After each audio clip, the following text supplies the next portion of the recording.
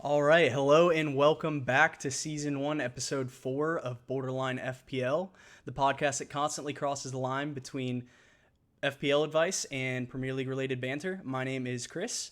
And my name is Ben. And just like we did last week, we're going to start this week by looking at the table. I have asked Chris if we could skip this segment. He said no. So here we are. We have to do this segment apparently because why would you not start with it? Can we just leave it here? Like, do I have to scroll down? No. The other teams don't matter. This is top 15 is good, right? Okay, yeah. I mean, that's what I think, to be honest. No, so obviously Tottenham, 3 wins out of 3. For those of you that might remember, I did not think Nuno was going to be great at Tottenham. I'm not going to eat my words quite yet because last year Spurs thought they had the League One in September, and come the turn of the new year, Mourinho wasn't there much longer after that. So True. I'm not going to eat my words just yet, but impressive start from them. Another win this week against Three Watford. straight 1-0 wins. Yeah, I'm not incredibly impressed. I think that Watford had their chances. We'll get into all that later. Another big thing, West Ham still second, good for them. And then you get into the bigger boys that are climbing their way back up, and then that's good. Yeah, don't scroll. Okay, you did. Okay, well there we are. So huge relegation battle in 2 weeks. Oh my God, man! Arsenal at the bottom of the table. I mean, we're not going to focus on. I'd also like to point out Wolves 3 straight losses. I'm a little bit surprised. I'd be a little bit and every single one of their losses could have been a win. Genuinely. They also don't have a goal this season. They're the only Wolves and Arsenal are the only 2 without a goal this season. Other than that, I'm very surprised honestly that Wolves are that low. Their finishing's been horrific, specifically Adama Traore. But other than that, not too much to chat about. Man City climbing back after losing their first game. Yeah, did not think that. I'm going to ask you the same question you asked me last week. What at this point in time, other than Arsenal? Okay, we're just going to leave them out of the conversation right now. What's the biggest surprise on the table? Wolves, no goals, 3 straight losses. You were a team that was in Europa League as of 2 seasons ago. Obviously, your new manager is currently top of the table with Tottenham, but you have too much talent. Same thing I'll say about Arsenal. This applies to both teams. You have too much talent to be 18th and 20th. Are you the 18th and 20th best teams in this league? Absolutely not. Absolutely not. Right. So being there at this moment in time is shameful, and it's just surprising. There's a reason there's 38 games in a season. There's so much time left. Bunch of time left, but yeah, for me, I would agree with you with probably Wolves because every single one of their losses they genuinely could have won. It's not like a situation where they've looked horrible like Norwich and Arsenal have. Wolves have actually looked good in every single game that they've played, in my opinion. And they have not scored a goal yet this season, and they have not won a game yet this season. So I agree with you. That's a surprise. My other big surprise for this week specifically was the fact that West Ham did not actually win their game, and they drew at home to Crystal Palace, which was a good result for Palace, to be fair. Yeah. Other than that, draws. Vieira's still looking for his first win, but knocking off West Ham, taking a point off West Ham is not easy to do right now. The only other surprise I had is honestly I thought Leeds would be a little bit higher in the table than they are at this current time. They've got two draws and a loss. 2 draws and a loss. So yeah, they could have scored more this week against Burnley, but it is what it is. At the end of the day, hit the post and had a couple other half chances. But yeah, I would say I was surprised that Man City didn't win by more this week, but we'll get into that actually probably right now. Yeah, well, Ben, let's first start off by the biggest news that has hit the just footballing world in general, which is, as you know, as of this past week, I think it was Tuesday or Wednesday, it was announced that Cristiano Ronaldo will be returning to Old Trafford at Manchester United. Yeah, just a huge. I mean, you're not going to get a bigger name in football than Cristiano Ronaldo, just in terms of, I think it was the most liked Instagram post ever. Yeah. And for our sports team for Man United, they had like that 12.6 million likes or something on Instagram. By the way, if we can hit 12.6 million likes on this video, smash that like button. Smash that like button, y'all. But no, I think that it was a brilliant bit of play on his agent's part, because I think that there was a lot of the day before, as I'm sure you remember, and for those of you that didn't know about this saga, it was being reported that Ronaldo was all but done to Manchester City. Yep. So for those of you that don't know, Ronaldo was taken to Man United when he was a young boy, a teenager, under Sir Alex Ferguson, became a club legend, made a ton of great success, trophies, everything, and then went to Real Madrid where he continued that tenfold. Yeah. So he was rumored to go to City, which is incredibly disrespectful to your old club to go play for your rival, and City don't need any help at the moment. And then it was reported the very next day that no, he agreed to Man United terms. I think, and this is pure speculation, so there's no backing to this, I think that the Man City rumors were just dusted up by his that's what I was going to ask you. I think that the rumors were dusted up, brought up by his agent, and that kind of forced Man United's hands. Like, hey, if you don't take him, we're going to take him, go play for your biggest rival, and kick your behind. Because Ronaldo in that City team, I mean, good God. Yeah. So, yeah. And well, that's what I was going to ask you. I was going to ask, how much of that do you think was legitimately on the table, and how much of that do you think was just pure, dusted up by his PR team in order to get Man United to make a bid? I think a lot of it was PR team. Actually, right before this, I was on Twitter before we recorded, and I saw Pep Guardiola in an interview said that if Ronaldo had not gone to United, would he have gone to City? And I believe Pep said, no. I don't believe he would have. Yeah.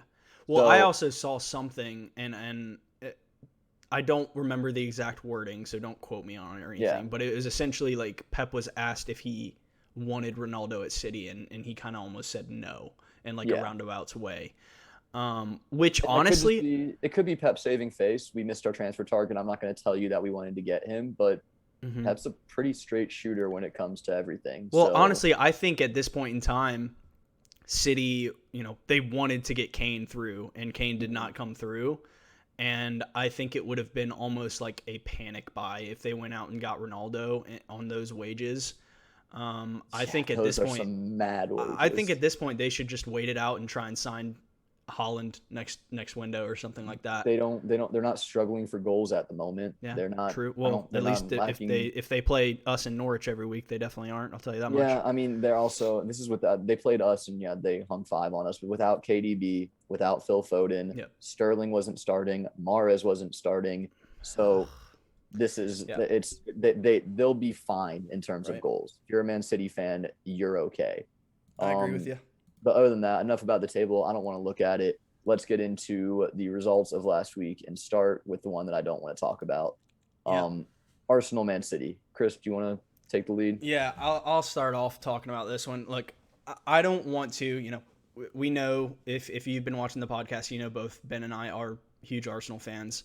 And we both woke up me at 7:30 in the morning, him at 6:30 in the morning because he's on Central Time to watch this abysmal game. But questions have to be asked of the manager. I don't want to go into talks about deep into this club's inner workings and all the transfer issues, blah, blah, blah again. We'd be here all day. Yeah, but I do want to talk about this game specifically.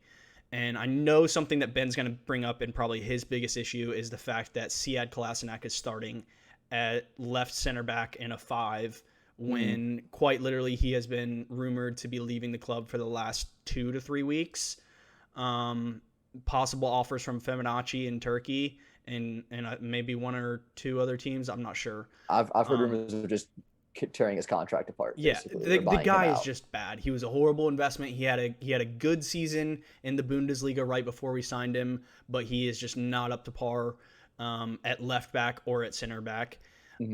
My biggest issue probably for this game was starting in a back 3 with, it was probably the right decision to start in a back 3, but I don't know why Chambers is playing.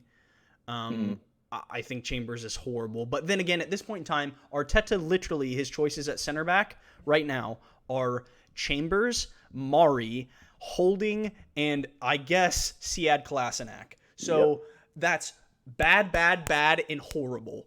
There's no good options until Ben White and Gabriel are fit and back in this team. And it's just, it's horrible to see. Going into the actual game itself, we go down 2-0 in 12 minutes. In 12 minutes, Chambers gets out-jumped by Gundogan on a header. He didn't even get out jumped. He just completely missed the ball. Awareness of his surroundings whatsoever. He missed the complete ball. Yeah. And then the second one, I think Cedric deflected it, and Holding and Chambers were just like, "Oh, let it go by." And then Torres is like, "Cheers, lads. Top bins. See ya." And then then the red card. A couple minutes after that, granted, Xhaka 2 foot. I'm gonna do my best to not go in on this guy, but he's not a leader. He is not a good player. He has never been anything above average for a single season for Arsenal. He has now been sent off 10 times in the last 3 seasons. That's 10 red cards in all competitions. That's just not leadership. I'd look even bigger than that and look at the fact that since Arteta has come in, Arsenal have 10 red cards in the Premier League since Arteta took over. Yeah. And I think the next highest is 4, maybe 5 for one team. It's not even close. Yeah. It's not even close. So yes, Xhaka, terrible tackle, red card again. He's done it again. But this isn't something new for Arsenal. This is a reoccurring problem. And at some point, you have to look at the manager and be like, what are you telling them?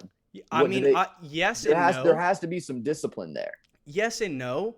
But Arteta's not telling Xhaka to go in and make a tackle like that.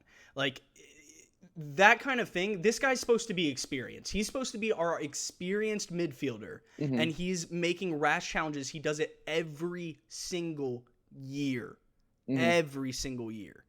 And it's just it's constant at this point. We were about to get rid of the guy, and then we sign him to a new contract with higher wages. It makes no sense. I'm not going to go in any further for that. City looked good. As always, we expected to lose this game, so that's not a shock. What was a shock is the manner that we lost this game. 5-0.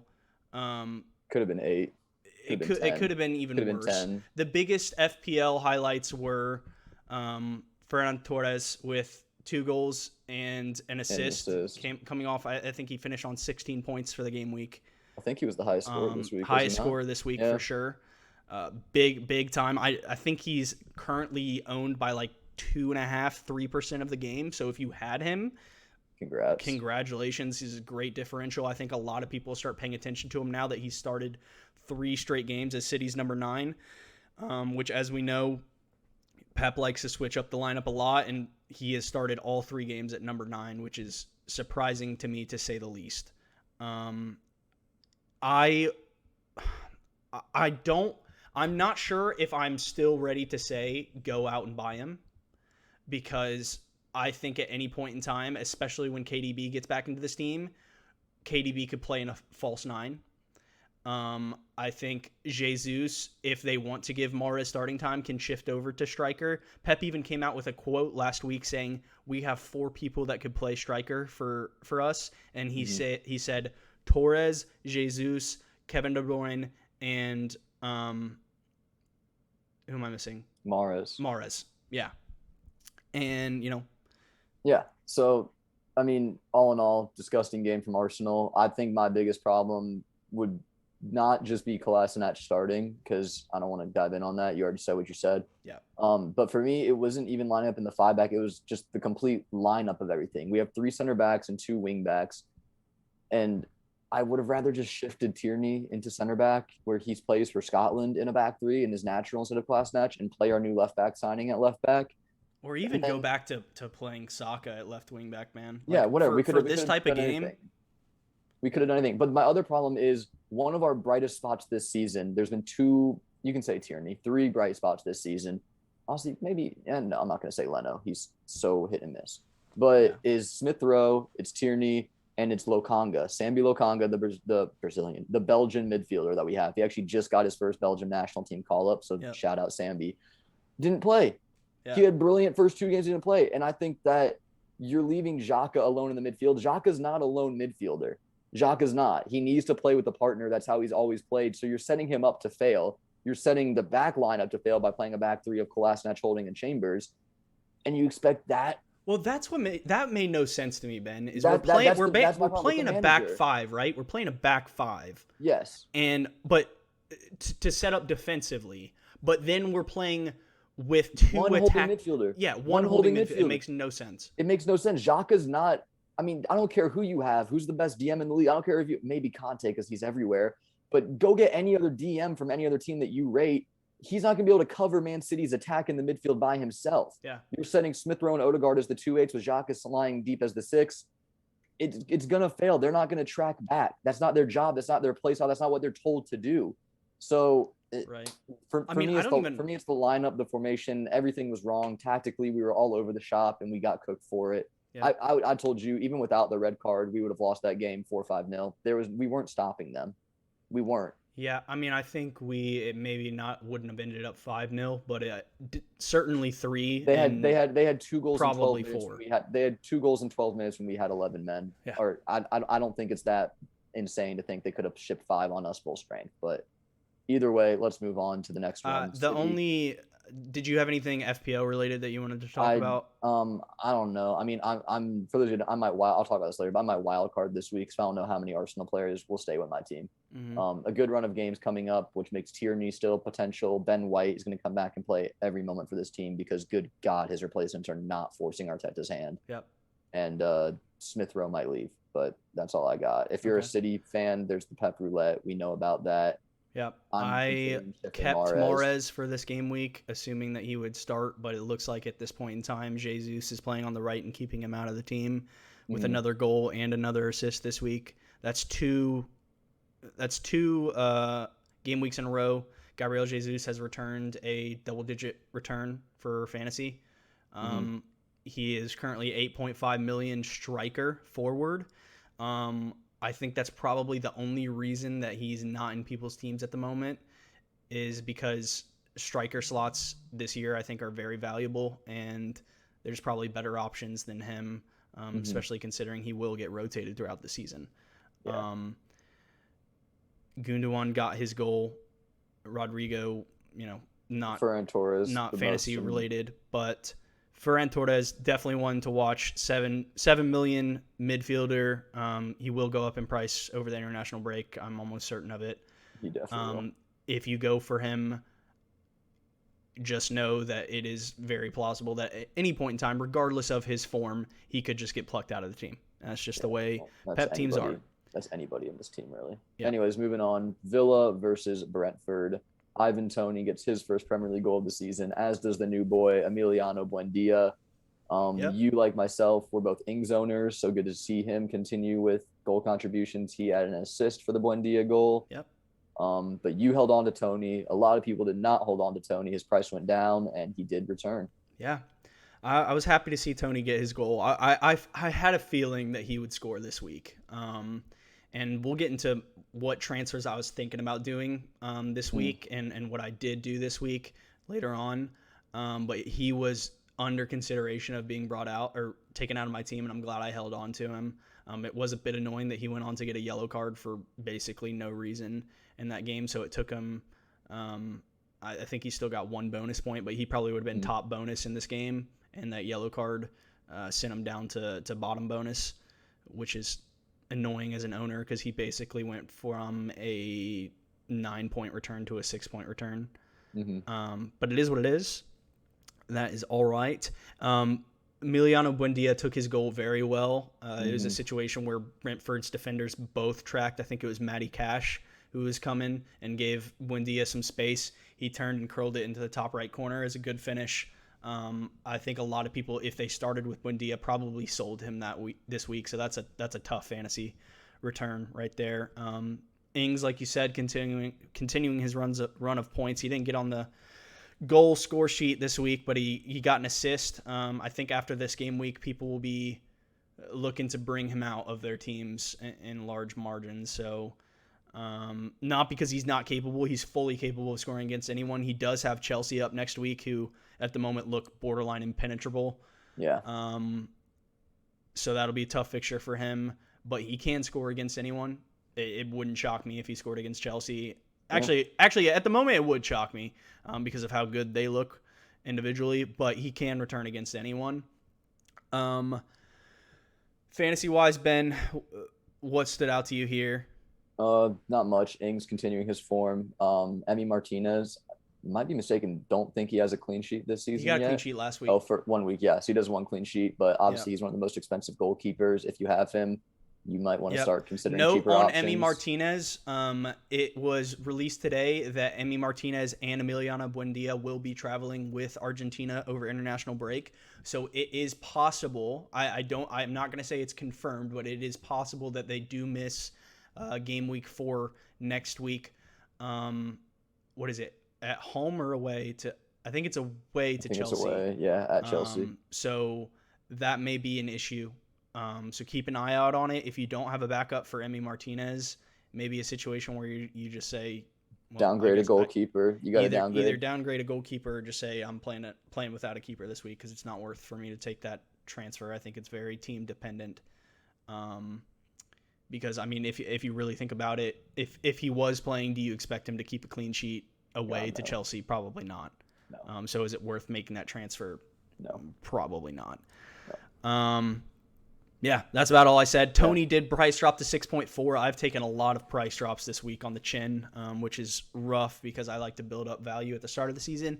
But I'm trying to be more patient this year with my transfers and really think about them before I make them, which I'm glad I did this week, and we'll get into that later on. But let's move on to Everton Brighton. This is at the Annex, Ben.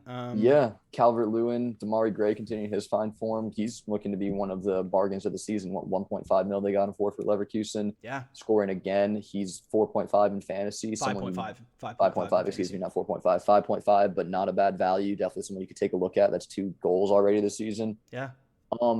For me, the biggest takeaway for this was what happened for Calvert-Lewin's goal. He scored a penalty. Yeah. And did you see the scuffle? Yeah. So Richarlison wanted to take it, like grab the ball. And the whole Everton team came over and basically told him, no, you're not that guy, pal, and gave the ball to Calvert-Lewin, who slotted it away for his second penalty goal of the season. So to me, that shows like there is no ifs, ands, buts, maybes about who's on penalties for Everton. It is an understood locker room thing. And Richarlison's not a bad penalty taker. No. He's taken penalties. I've seen him in international for Brazil. He's been taking them before. He's a good goal scorer. But there is no question as to who the man is when it comes to taking a penalty. Yeah, and we talked about this last week, right? We talked about this when he got his penalty return last week, and I said I was surprised to see Calvert-Lewin on the penalties because last year when they were both on the pitch, it was – I mean, Richarlison's been their penalty taker for, I think, 2 years now. I believe it was Sigurdsson, but we're not going to go into that. Yeah, well, Sigurdsson even 2 years ago wasn't getting a whole lot of starts. I mean, he was starting.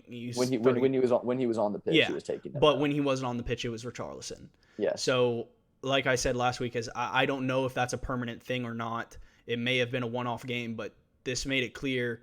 Andros Townsend quite literally had to go over to Richarlison and slap the ball out of his hand and take it and give it back to Calvert-Lewin. It was a big scene. You can go look it up on YouTube.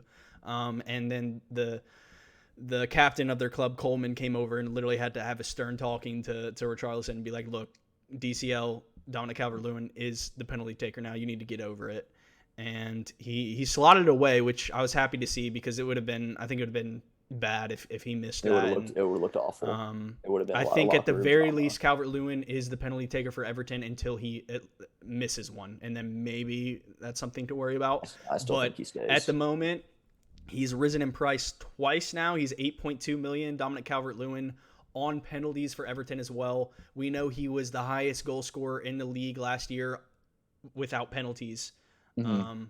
And he looks excellent value. I would not be surprised if he even bettered his goal tally from last year. I think he finished on 15 last year. Yeah, he did. He had a really great first half of the season, and injuries and just really slowed down his goal scoring form. On the Brighton side, everyone's favorite fantasy goalkeeper, Sanchez, conceded 2. Not great return, but he's still good value. Not much to say about that. Yeah. Maupay stops his scoring streak, so not really much on the Brighton fantasy side to look at here. Did Maupay play? I didn't actually watch this game super heavily. I'm not sure. No, I was watching the next game that we're going to talk about during this time, actually. Okay. But yeah. Other than that, Coleman getting assist from right back. People, if you did actually hold on to Luka Dean, good job. He finally got his clean sheet. Everton looked good under Benitez. I was expecting them to go down a little bit in form this year. I wasn't so sure about Benitez at Everton, but they've looked good. I've been impressed with them. No, I'm not sold yet. Ancelotti did a similar thing last year where he started off Yeah. miraculously But I mean, strong. I think that's still that's almost Everton's like, I think that's their kind of their mantra. thing. Well, I That's what mean, they do. I don't know if they're ever going to be a top 4 team. Hmm. But for them to be in and around European spots, that's kind of their peak consistently. Yeah. So I think he's doing a good job based on, Yeah, no, he's been good. what We'll they see if need to it's do. the new manager bounce or if it's for real. Yeah. But moving I on, didn't have should we move anything on to to the say next one? about that. Yeah. No, I'm good. Damari I Gray, haven't even- the only other thing you already said, Damari Gray, 5.5, scored his second consecutive goal. So Yeah, could be good value. He's going to continue to start, especially the way he's playing. this game, Newcastle should have taken 3 points. Good God, they should have taken 3 points. Yeah. I have Callum Wilson. So for those of you that, like me, took Wilson over Antonio last week and you're sitting there and you're kicking yourself, and this week you still might be kicking yourself, but not as hard. Mm-hmm. Wilson, he had a 9-point haul this week, scored the first goal, took it very well, diving header back in the net. Yeah. I really can't believe Newcastle didn't win this game, to be honest with you. Like, absolutely wild to me that Southampton rescued a point. Yeah. St. Maximin, I watched this game. He was everything. He was tearing it up on the counterattack. Newcastle were playing a very counterattacking style of football where they'd sit back and let Southampton press. Mm-hmm. So much so they got booed off at halftime at 0-0 for allowing that to happen that much. Yeah. But another thing for fantasy wise that I talk about is I brought him in, you brought him in too, Livramento. Yep. The Southampton right back. He should have had an assist.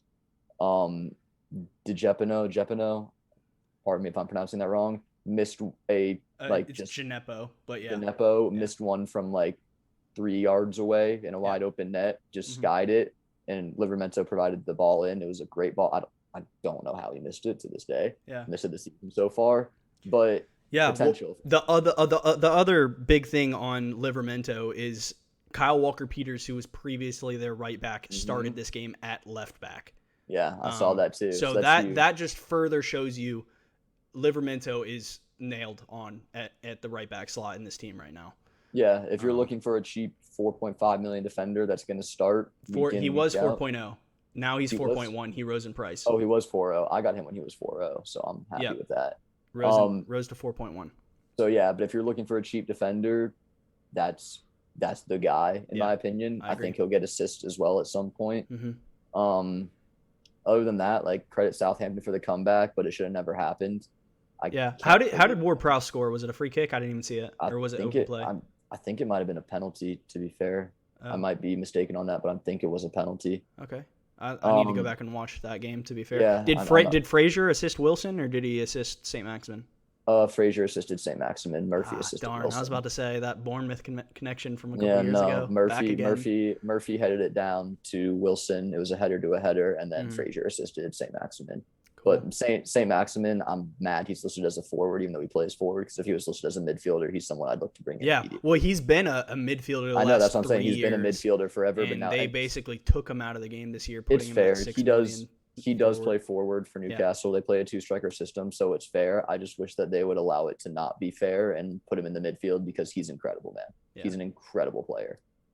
But yeah, other than that, not much to say about this game. Newcastle still missing their starting keepers. So maybe that would have made a difference, maybe not, but definitely should have been 3 points for the Maggies. Yeah, unfortunate they concede that late. The celebration by St. Maximin after he scored that late goal was funny. He just basically jumped into the arms of the fans. One of my favorite players, bro. One of my favorite players. All right, moving on. Leicester at Norwich. Yeah, so your player pick of the week, Vardy, picking up a goal and an assist, doing very good for you on that. And then Jamie Vardy having a party. Pookie getting a penalty goal to score Norwich's first goal of the season. Credit to them for getting their first goal, but it was not meant to be, as Mark Albrighton decided it late. Yeah. Leicester desperately needed these 3 points, in my opinion, after more or less getting slapped by West Ham. Mm-hmm. They needed to bounce back, and credit to them, they did. Yeah. Vardy, obviously the key player, did it all, won the bonus points himself, so good for him. Keep staying away from Norwich. honestly. There's not much benefit in I anything. don't know. You might want to get some in for their fixture next week. Yeah, no, well, might see a 0-0 draw, so maybe a defender. Zero shots on target the whole Oh game. lordy. But Yeah, yeah, I no. mean, From a Barnes fantasy point of owners. view, Oh, go on. oh yeah, no, Barnes I owners. was I Talk was gonna I about it. was I Yeah, was I talk was about gonna it. Talk go. about it. This is a safe space. Like, let it out, Barnes owners, because it's not been a fun 3 weeks for y'all. No, it I hasn't. we both stayed away from Harvey Barnes, so we can kind of sit back and think we're all great and all, even though we're not. Yeah, I mean, But we both have Emile Smith Rowe in our teams right yeah, now, but so he's gonna score 5 goals next week, so okay, it's fine. we'll find out. But Yeah, yeah, that was a big, huge talking point in the Fantasy Premier League. Just kind of community going into this week is, do I keep or sell Harvey Barnes for this Norwich week? And I think it was split. I think a lot of people held. I think a lot of people sold, and survey says he is sold. just. He's not on it, which is He's weird coming back to me. He's coming back from a harsh injury, so I Yeah. don't want to be like No, too I hard get on that. My biggest question for Leicester still at this point is, why is Iheanacho not playing? I don't get it. You just signed him to a new contract. He was class for you guys last season, towards the end of the season, and then this season he's just not in the team. It looks like he's behind Daka on the depth chart too. I don't get it. I get not starting after Vardy. I get not starting over Vardy. I get it. I can't But argue Vardy and Iheanacho played together last year. I get that, but it looks like they're trying to go with more one striker right now. But I get that if you need a goal late or something, you would bring him on.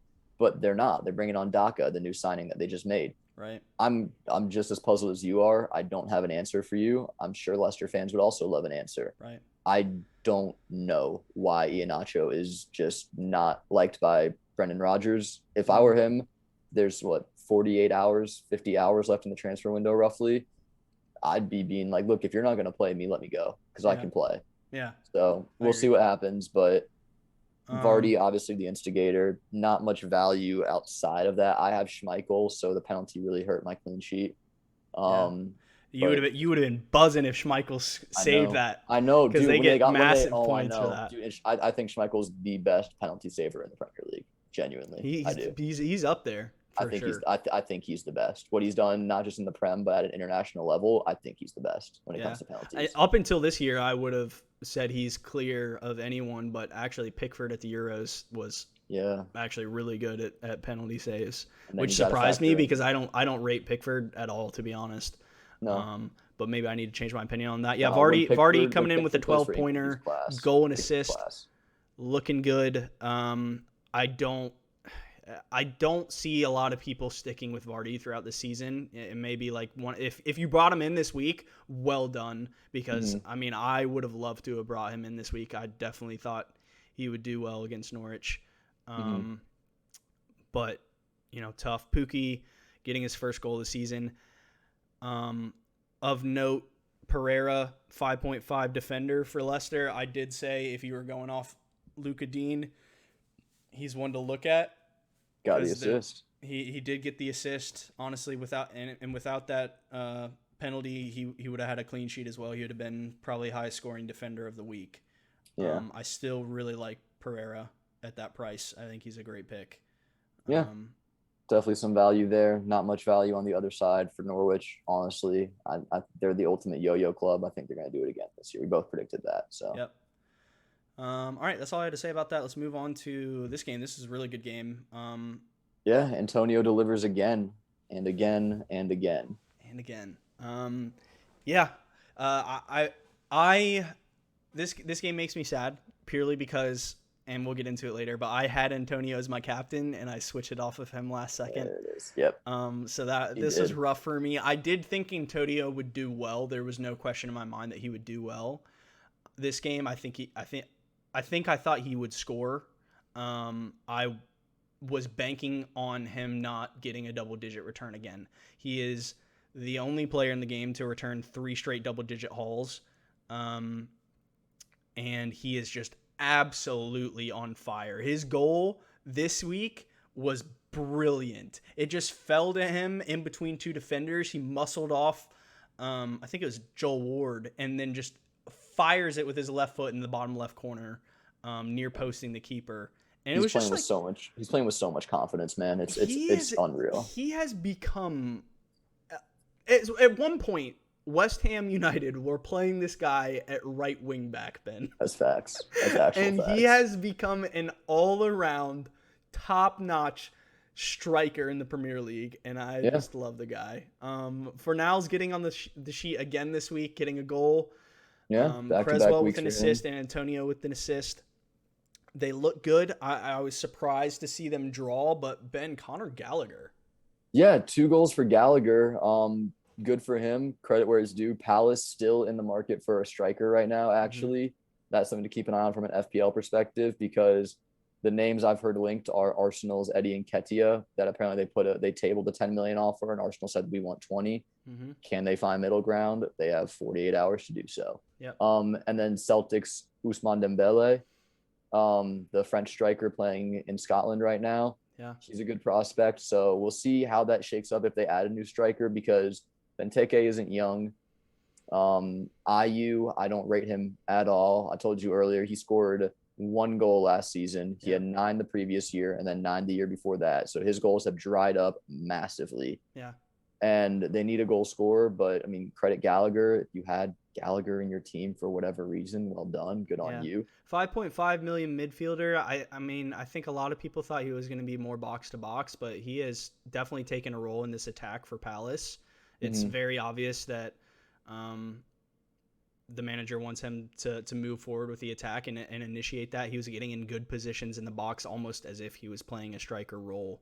I don't know if that will continue. He did look good last week as well in their game. Palace don't have the best fixtures right now, from what I remember, but he may be one in the future to keep an eye on if he continues form. Yeah, we'll see. Well, they might have Eze coming back as well at some point, so that might push Gallagher deeper and depreciate value. But there's definitely a gem or two on this Crystal Palace team. Yeah, the Chelsea loanee looking good. He's a good player, man. The other big FPL talking points for this game was Benrahma blank. Finally, thank the Lord. That man was making me mad. Yeah. He's one that you need to be careful of as an owner, I think, in my opinion. There's still big talks. I was wrong last week when I said I thought negotiations with Lingard's camp had died down, because I still think it's very much so in the mix. I don't see how Lingard gets time at United right now. Yeah, honestly. So if Lingard's back, and then that brings them into a who's starting. But I mean, obviously Antonio's nailed, but then you've got Yarmolenko, you've got Fornals, Lingard, Benrahma, and Jared Bowen. All for those, and they need that depth since they're in Europe this year, so that'll be good for them for sure. But I don't know if Benrahma will continue to keep his place in this team if Lingard gets signed. I think he's played well the first 3 game weeks. He actually did have a chance this game against Palace to score and didn't. It didn't pan out. It wasn't a horrible shot. It was just saved. I think he can move to the wing if Lingard comes in. Well, I think he kind of is playing left wing right now. No, he's playing a little more centrally at times. Maybe he just drifts in a lot, but I think he could shift back out there. Because Fornals is playing that central role for them right now. Yeah, I mean, we'll see. That's a lot of ifs. If Lingard comes back, they're in talks for someone from. If you did get him in prior to the game week, you've gotten, I think, 2 price rises at him now. I think he's 6.3. Yeah, you did. So you're definitely at the very least building team value. So congratulations on that. Big signing for West Ham this week, Ben. Your boy. Yeah, I know. That's someone that I'm very, very, very much looking to bring into my team. Kurt Zuma joins West Ham from Chelsea. Yep. Think he led the Premier League in goals as a defender last year with 5, and he didn't play much for Chelsea, to be quite honest, specifically after Tuchel came back. He is a monster in the air. He has bullet headers. He is a tank. He is someone, if he comes in at 5.5, there's no question in my mind that he's going into my team. None. I'll just say Who do you think he replaces at center back? Do you think he replaces Craig Dawson, or do you think he replaces Dawson? I think Dawson's old. He's like a placeholder. He's someone you keep around if someone gets injured, but Zuma's that guy. Zuma is now that guy for West Ham, and I think that's a perfect. Yeah. fit for him. Let me He's look been up all his around. price real quick. I think he's currently. I think he started off the season as a 5.5 million defender. Yeah. But I'm not sure if he's dropped in price or not yet. Mhm. Oh, he's not on Chelsea anymore. They've already moved Yeah. him over to West Ham. Let me see.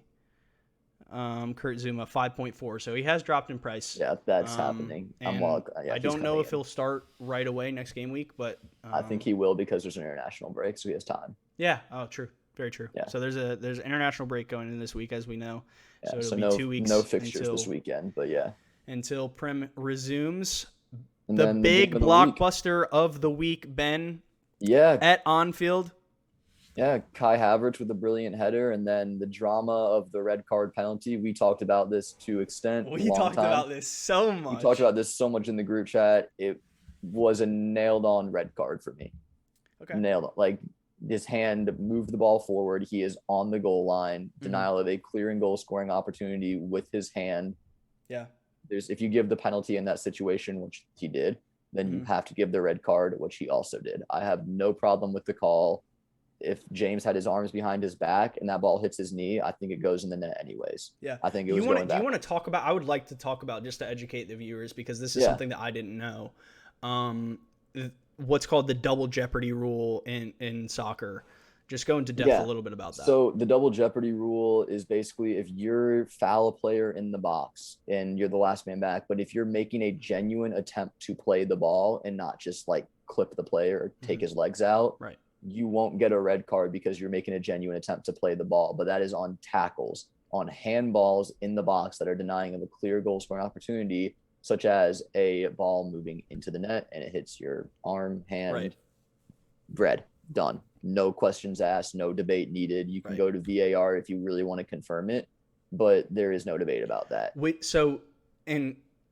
is the way that it is right now, is there's no double jeopardy in terms of a handball in the box denying a goal scoring opportunity, which to me doesn't make a whole lot of sense, because I think there can be situations where your hand blocks a goal scoring. I think this specific instance, I think James did mean it.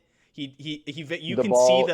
can see the forward motion of him purposely keeping the ball out. Yeah. But I think there are situations where you could just get a ball rifled into your hand in a normal position that denies a goal scoring opportunity, and for you to get sent off for something like that seems incredibly harsh. I think even this, to an extent, is harsh because it did hit off his knee first, and it's probably a natural reaction to like just keep the ball out.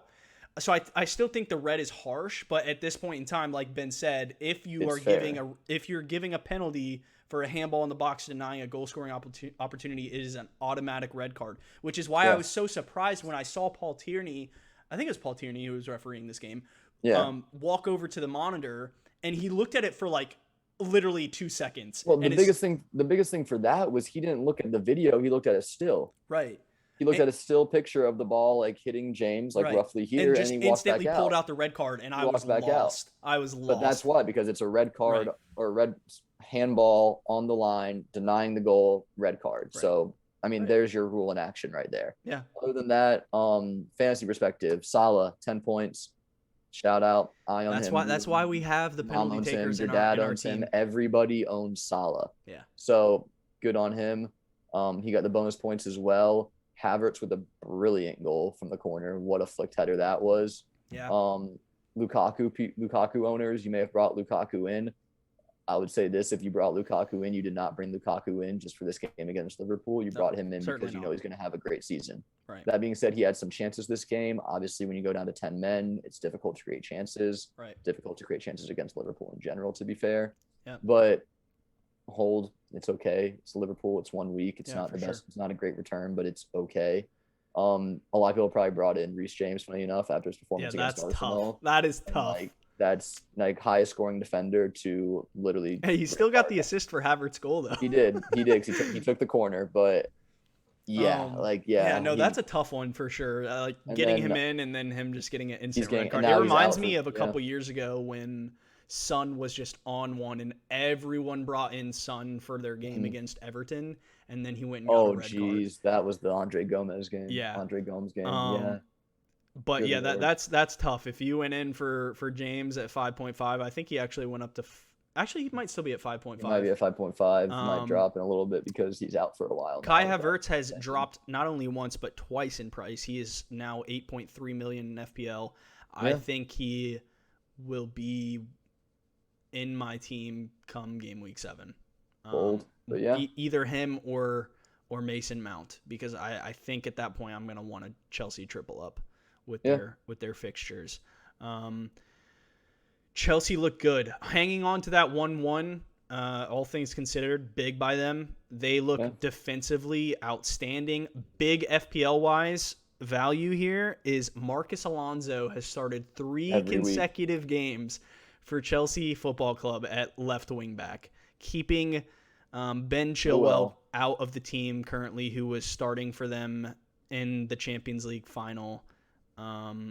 I don't know if that's going to continue. I think it is. I can't see tough. Chilwell getting back in. I can't see Chilwell getting back in. It's like Alonso has done anything wrong to lose his place. I agree with that. But I think if at any point in time Alonso does have a bad game, he can instantly be straight out.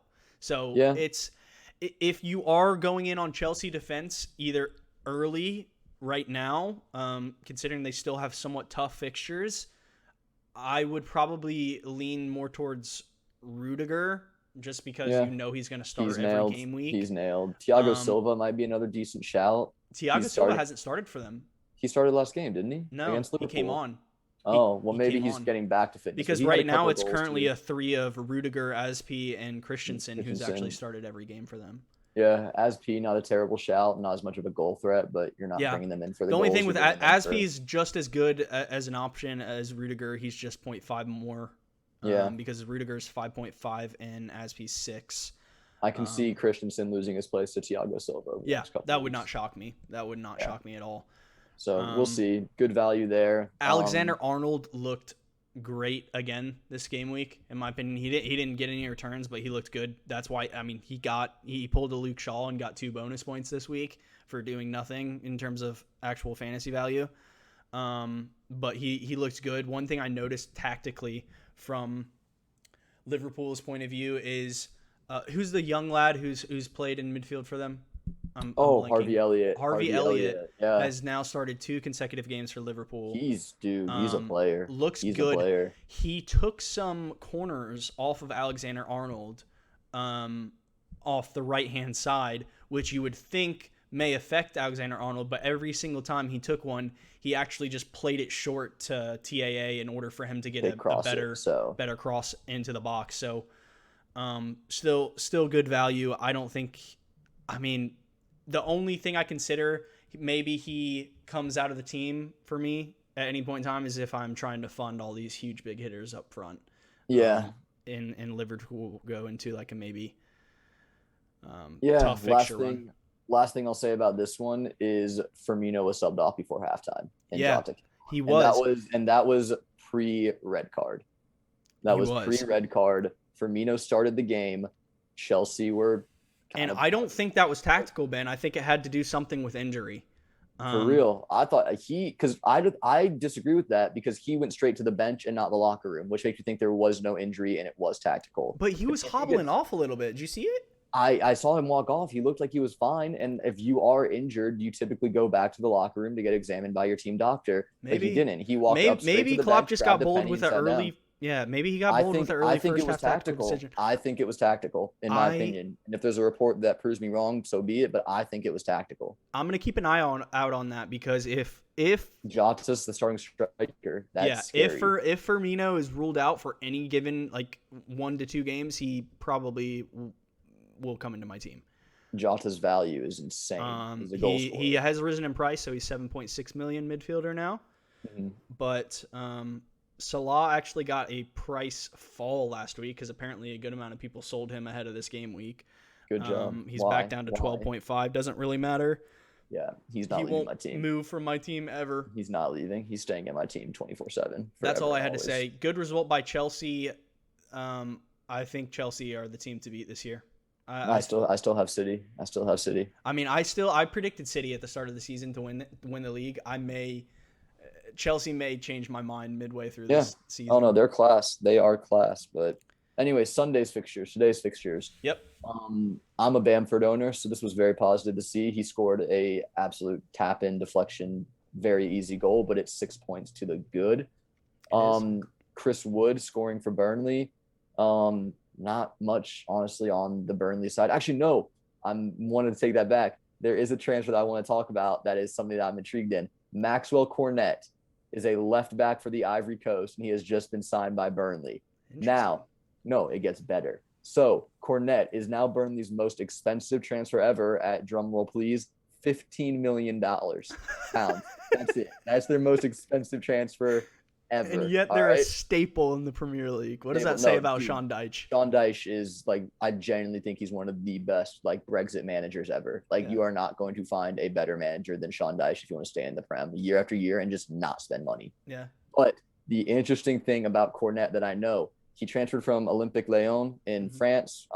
They have players, Lacazette's come through there, Aouar currently a big player, but he started his career as a right winger. He played right wing for Lyon for a couple of years. So in terms of getting forward from the defensive spot, Burnley play a very we don't concede many goals style of football. I don't know what his price is going to come in at, but he is someone I have an eye on because I like his attacking ability. And I like that. I think he's going to be – Burnley don't spend money. Yeah. So if they spend money, this guy's going into the team, no ifs, ands, or buts about it. He's going to be starting. So I'm very intrigued to watch that one. Who is their current left back? Oh, Charlie Taylor. Taylor. Right? It's Taylor, yeah. It's Taylor. So that's all I'll say on Burnley because there really isn't too much value across Burnley. They don't score many goals. They don't concede many goals, but they typically – Well, I mean, Burnley defensive players are a staple of Fantasy Premier League. Yeah. Nobody really has them in their team right now because they had a tough start in terms of fixtures. But there will absolutely be a point in the season where people have Lowton in their team or Tarkowski. Ben Mee or Tarkowski. Yeah. And if this guy – what's his name again? Maxwell Cornet. Maxwell Cornet. Might be Cornet. It's French. If he's straight into the team at left back and he's a good price at 4.5, maybe 5 million. I'd look at him. I'm looking at him already once they name his price. He's someone Leeds a bit underwhelming for me. I think, I thought they were going to do really well this year. They have not started the season too hot. I don't know if they're just taking a little bit of time to get into the mix of things. Bamford had an easy tap in. Rafinha owners should have had an assist, but he went for the shot instead. Rafinha also almost scored a goal as well. Yeah. I think he's still really good value at 6.5 million. Yeah. They have a tough week next week away to Liverpool. I think it's away to Liverpool. It may be at home to Liverpool. I need to look back at it. But either way, they're playing Liverpool next week.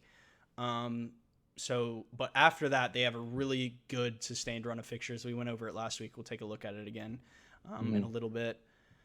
But, yeah, I think Bamford, Rafinha, and Jack Harrison at 5.9 million, I think will be a really good value. He's actually one that I've looked at to possibly bring into my team sometime soon. I still have him. I might just bite whatever happens at Liverpool. And you have Jack Harrison? Oh, sorry. I thought you were talking about Bamford still. Apologies. Oh. No, he's someone I was looking at though for a while. Oh yeah, no, I was talking about Jack Harrison, but yeah, Bamford. If you have Bamford right now, for me, he's a for sure hold. I don't know why you would.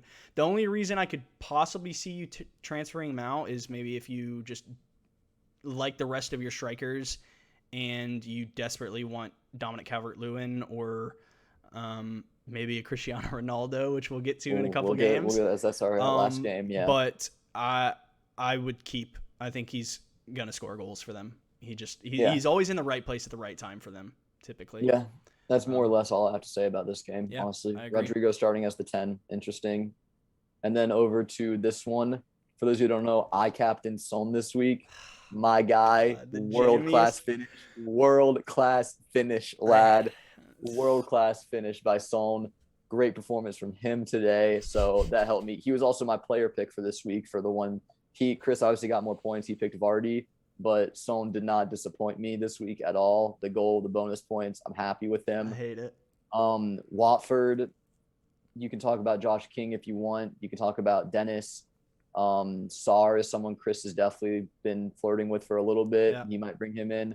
Well, don't see too much value in Watford personally. Yeah. To those of you who don't know, we were joking around. Heung-min Son scored the cheesiest goal of the year so far. It was beautiful. He crossed the ball into the box off of a free kick, and nobody touched it at all whatsoever, including the goalkeeper for Watford. Just Bachman, like he drew it up. And it just went right in the right side of the net. He knew I captained him this week. I need that kind of luck. I need that captaincy luck. I did not have good captaincy luck this week at all. 20 big points from Son this week for me as my captain. Bergwijn came away with the fantasy assist because he won that free kick. I don't think there's much value in Bergwijn at all. But. Yeah, probably not. Of note, though, is Reguilon. 5.0 defender. I think he is currently the best defender for Spurs in terms of fantasy value. He loves to get up into the attack, and he will have assists throughout this season for sure. He's almost like I would actually equate him very much so to Tottenham's version of Tierney. Yeah, he bombs up the field. Bombs up the field. He crosses the ball in a lot, and honestly, they have much better finishers in the box of crosses with Kane. You're not going to get a better finisher than Kane. And Dele actually running late into the box as well. Well, you say that, and he shanked one this week, but they're doing that exact thing. Well, he didn't shank it. It was saved. No, it wasn't the one that went wide? Dele? I think he put it on target. I think it just got saved. No, that went wide, bro. I'm pretty sure. I'm okay. 90. Either way. Sure. Either way, yeah. Yeah. I like I said, I have thought about bringing in Ismaila Sarr into my team. He may still come into my team. I have 2 free transfers going into the international break, and I will be probably saving them to the very last moment because I want to get as much information as I can before I make those transfers. Mm-hmm. And Dennis started again for Watford, 5.5 striker, along with Josh King. For those of you who remember the Bournemouth team about, was it 2 or 3 seasons ago at this point, Ben? 3, I think. 3. Who was very good in attack with Fraser, Wilson, the duo, who's currently on Newcastle, and Josh King was in amongst the goals. Josh King was actually... He was on loan at Everton last year, remember? Josh King was?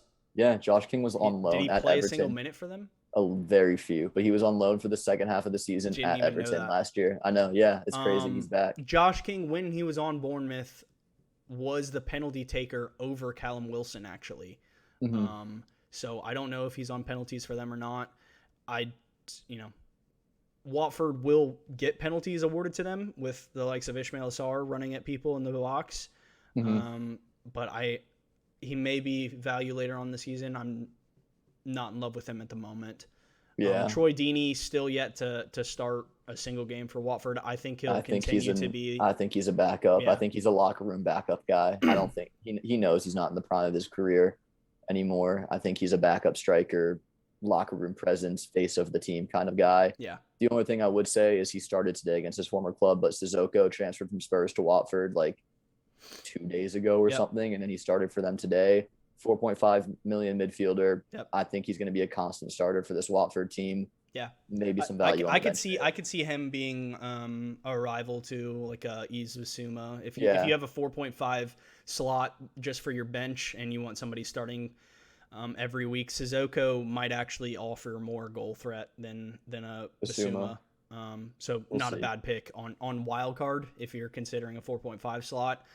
He's definitely one to consider. Absolutely. Yeah. That's it for me. Spurs with another clean sheet. Yeah, they keep getting it done. That's 3 1-0 victories. They have not conceded a goal this season. They absolutely should have conceded to Wolves last week. Yeah, they should have. Watford didn't look super threatening. Sarr had a chance, but other than that, there wasn't that much. Spurs off to a good start, Ben. Yeah, they are. 3-1 top of the wins. League after 3 weeks. I hate my life. It doesn't matter, bro. It's August. It's literally August. Breathe. I still hate my life. I know. Anyways, let's go to the last game. The only other thing I wanted to say really quick was I think their defense does offer really good value. Yeah. Dyer's a 4.5, Tanganga's a 4.5, Sanchez is a 4.5, and then Reguilon, who offers better assist and attacking potential, is only 5 million. So I think every single one of those options actually are good value. I think Spurs may be looking to sign a center back before the end of the window. 48 hours left. They signed Romero for 50 million. I don't think they bring another one in. I missed that then. Yeah, no, they've had him for about a month now. Okay, then he may take over a spot of Dyer or Sanchez. I would assume it'd be Sanchez. Yeah. But I think they offer good value. Yeah, they signed Romero from Atalanta. He won the Copa America with Argentina this summer. So. Yep. If you brought in Kane this week as a captaincy, tough. Yeah. Tough. He had like one good half chance, just missed it, but yeah, is what it Came is. away with a 1-pointer. My guy saw him with a banger because he got a yellow. Yeah. Yep, that's all I had to say. Last game of the week, Ben. Do you want to start by talking about your captain choice, or do you want to be sad later? I can get it out of the way. Yeah, just get it over with. Go for it. Yes, I overthought it this week 100%. I'll be honest. I think the Ronaldo news got the best of me completely. I quite literally had my captaincy on Mikel Antonio. You did it on last week's episode, literally. Like at the end of the episode, and it stayed on him the whole time until Friday night. And then Friday night, I was just sitting there thinking, I was like, Cristiano Ronaldo to Man United. He's supposedly going to come and take pens off of Fernandes. Fernandes has been that guy for United for the last year and a half now. Mm-hmm. And then what happened next, Chris? And I was just like, it's just written in the stars that Bruno, whatever everybody in fantasy right now is talking about, I'm going to sell Bruno to bring in Ronaldo, blah, blah, blah. I don't think he's going to be a good fantasy asset anymore. It's just written in the stars that he's going to score a brace off of like 2 penalties this week. Mike Dean's refereeing. He loves drama. He loves awarding penalties. I'm just going to throw the captaincy on Bruno. What could go wrong? And then it went wrong. It went really wrong. And it's definitely a tough one, especially considering this week almost everyone else's captain returned. Even if you just forgot to change your team and your captaincy was still on Salah for whatever reason, you got as many points as Son did. Yeah. The most popular captain picks were Son, Kane, Salah, Mikel Antonio, and then Bruno. But tough one. I take it on the chin. Captaincy blanks happen. I definitely did overthink it in hindsight, but it is what it is. United smash and grab 1-0. Mason Greenwood scoring for the third consecutive week. I mean, credit Greenwood for the goal, but good Lord, you have to save that. It's just incredibly poor. Honestly, Wolves, I don't even know if that was on target. It looked to me like it was almost going wide. I looked like it was going wide of the far post, and then it hit his hand down and bounced in. Right. Yeah. So, I mean, credit United. 3 points are 3 points. It's not an easy place to go and get your 3 points, but you did it. That being said, your goal that you did score, I can't believe that there wasn't a foul called on Pogba. It looked like he caught the better part of Ruben Neves' leg. I saw actually Ruben Neves even posted the picture of Pogba's cleat going into his leg on his Instagram story today already. Oh, jeez. So he's not happy. I saw that he was walking around without his sock on, trying to show the referee the indent into his leg. So for those of you who don't know, Neves had the ball. Pogba was challenging him. Neves tried to play a long ball, didn't get a good hold of it because of that. Mm-hmm. I'm assuming that's what happened. Yeah. Ball went to Varane. Varane played it to Greenwood. Greenwood dribbled a guy and scored. Yeah. So assist for Varane on his welcome to Man United. Credit him. He had 3 bonus points as well. If you brought in Varane for this game, congratulations. He looks like a top player. Everyone knows he's a top player. Yeah. And yeah, I mean, that's the real drama in this game. Though, was it a foul? Was it not a foul? People were on Twitter saying it should have been a red card for Pogba because he didn't get the ball at all. Yeah. I can't sit here and act like I don't get the case you're making there. But I think a red card would have been ridiculously harsh. But end of the day, you can only go with what the referee's done. Last thing I'll say about this is David De Gea. Oh my God. Yeah. That was prime. Yeah, I don't think Henderson's going to be jumping into this team anytime soon. I can't believe De Gea didn't get bonus points. Literally. I can't believe he didn't get bonus points because I agree with you actually. I think that's ridiculous that Maguire's getting one and De Gea's not. Yeah. Bisaka got 2 bonus points. He had a sliding challenge that would have stopped a clear goal for Wolves. Yeah. I know you're talking about bringing in Traore despite his lack of finishing. The guy's a menace. Dude, okay, let me talk about this, right? First of all, Yeah. credit to United. They needed to go get that win if they want to Mhm. continue. Like, these are the type of games that they need to be winning if they are going to be title contenders this year, which I think Mhm. they will be, to be clear. I think actually this will be the best title race in the last like 5 to 6 years. Yeah. I think there are absolutely at this point in time four teams that could win the title this year. Yeah, City, United, Chelsea, and then once Arsenal find form, bro, we are. Stop it right now. You need to be arrested. Once we find a you form, need bro, to be locked we're away. injured, bro. Oh my God. Allow no. it. Man United, Allow it. City, Liverpool, Chelsea, all could absolutely win the title this year. Yes, I know Tottenham's top of the league right now. No, I'm not going to say they're title contenders. I'm sorry. They're And not. that's not even just like Arsenal bias. I think they've had a They're great start to not. the season. Credit to them, but they're not. They could have lost every single one of the games that they've won this year. They're almost the reverse of Wolves. Wolves have lost all 3 of their games and looked could have good. won. And Tottenham have won every single one of their games and don't look that like They haven't looked that They great. were thoroughly outplayed. I think their best game this year actually was against City, Tottenham. It was. And the other 2 games that they've won have not been thoroughly impressive to me at all. I think they should have lost against Wolves, and today they did not look. I think they should have drawn against Wolves. I think that Wolves should have gotten a point out of that one. Yeah, but probably. Either way, Traore was insane today. He couldn't finish. But he's insane. He's such a good player. If he learned how to finish, he'd be the best player in the world. Honestly, first of all, Ben said earlier, Aaron Wan-Bissaka had a great clearance off the line. That was to save a Trincao goal. I think that assist would have been from Jimenez. Mm-hmm. But the burst of speed that Traore provided in order to get the ball into that position was incredible. This guy, if he could finish, if he be could the best score, if he could footballer in the shoot world against good teams, or if he could even play a good final ball into somebody else, he would be unreal. He'd be the best in the world. His physical makeup and speed are so unnatural for someone to be that muscular, that fast, that strong. And if he could just learn how to shoot. He can turn on a dime. No, his speed's insane, bro. His everything. He's so good physically. And if he just learned how to shoot, he would literally be one of the best wingers in the Prem. Yeah. Literally. It's very, very not often that you see Aaron Wan-Bissaka struggle against any winger in the Premier League, but he was getting skinned by Traore today consistently. Mm-hmm. Like, they didn't score, but every single time Traore was in a one-on-one with Wan-Bissaka, Traore skinned him and went by him. It was every single time. He just can't finish, so there was nothing. I can't wait till we play Wolves and he gets to go up against Cedric. No, he'd go up against Tierney, right? Oh yeah, I guess. On the right. I mean, I've seen, he moves around, but yeah.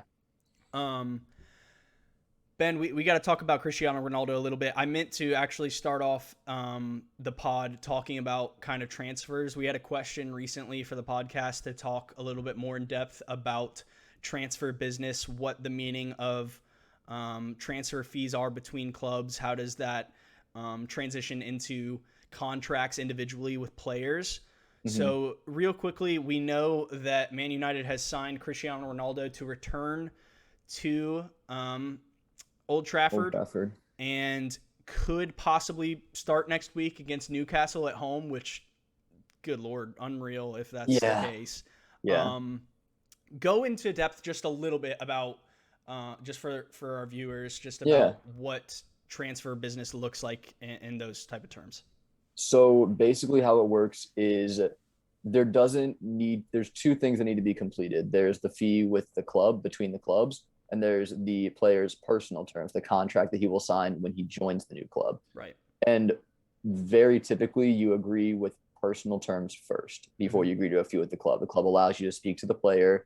Right. You agree to how many thousands of dollars per week, hundreds of thousands of dollars per week they'll be on, and then you agree to a fee with the club. I've seen it go the opposite way as well. Actually, the Burnley left back had agreed to a club fee before he agreed to a personal team's fee. Interesting. But either way, so the way it works, so I'll use Ben White as an example because everyone knows his price is 50 million. It's a simple number. Arsenal agreed to a contract with Ben White before they agreed to that 50 million fee with Brighton. They agreed how many pounds per week he would be on with the player. After that, and I'm not sure, I think he's on like 100,000 pounds a week, something, maybe 120, something around there. And so after that, they had to agree to the club with a fee to basically Brighton have a contract with Ben White at the time. I think it was like 5 more years. They have to agree to a fee with Brighton to basically rip that contract up and let him go. Right. So Arsenal paid Brighton 50 million pounds to stop paying Ben White, release him from his contract, and let him sign with Arsenal. And that works the same for any club. So Man United, I think, paid Juventus 12 to 20 million or something with add-ons. Yep. To release him of his contract. And then they agreed to personal terms, which I've read, and this, I don't have exact numbers, but roughly 500,000 pounds a week is what Ronaldo will be on. Which is, just to put into context for everyone, that would be far and away the highest wages in the Premier League, right? Yeah, no, absolutely. And like, he'll make it back in shirt sales. Like, that's fine. Like, Ronaldo's shirt sales will cover his weekly wages. Will he though? Because he can't be number 7. I don't think they're going to. I think Cavani will give up number 7. They cannot. They cannot. Oh, they can't? If he stays at the club, I read this. If he stays at the club, he's already registered with the Premier League as number 7. If he stays with the club, and there are rumors that he may leave, which I don't think that. I mean, he came on today as a substitute. I kid you not. It would be better for Manchester United from a money standpoint to sell Cavani and allow the CR7 brand to continue than it would be to keep Cavani for whatever value he can provide on the field. I'm not joking. You're probably right, but I don't know if that's going to happen in the next 48 hours, right? No, so I have no idea. The only team quite literally came on as a sub for Man United today. He talked about going back to Uruguay, playing for Boca Juniors, maybe back in South America.